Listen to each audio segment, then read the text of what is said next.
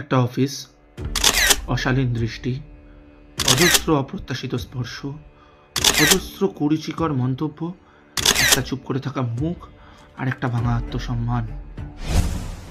এসব কি শুধুই ইগনোর করার বিষয়? না, এগুলো অপরাধ।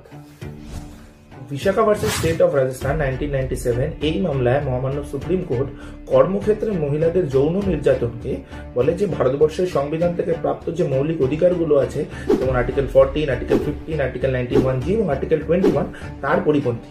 তার এই রায়ের প্রেক্ষিতেই পরবর্তী সময় sexual harassment of women at workplace act 2013 বা যাকে আমরা সহজ ভাষায় আজকের ভাষায় পশ অ্যাক্ট বলে চিনি, সেই অ্যাক্টের স্থাপনা হয়। Apparel Export Promotion Council of India versus K Chopra 1999।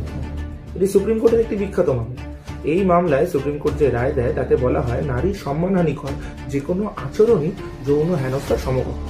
অর্থাৎ যৌন হেনস্থা হতে গেলে শারীরিক স্পর্শ হয়েছে কি হয়নি এটা খুব একটা গুরুত্বপূর্ণ বিষয় না। অর্থাৎ যৌন হেনস্থা মানে কি তাহলে?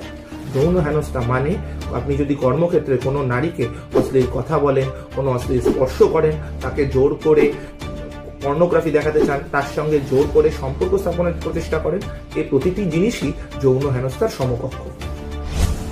আপনি যদি কোনো পাবলিক সেক্টর ইউনিটে কাজ করেন, মানে কোনো সরকারি অফিস হতে পারে, আদালত হতে পারে, হাসপাতাল হতে পারে বা কোনো পাবলিক সেক্টর ইউনিট, আপনি যদি এখানে কাজ করেন তাহলে এখানে আইসিসি মানে ইন্টারনাল কমপ্লেন্স কমিটি, যা বিশাখা গাইডলাইন্স অনুযায়ী প্রতিটি পাবলিক সেক্টর ইউনিটে থাকা ম্যান্ডেটারি, সেখানে আপনি আপনার অভিযোগ জানাতে পারেন।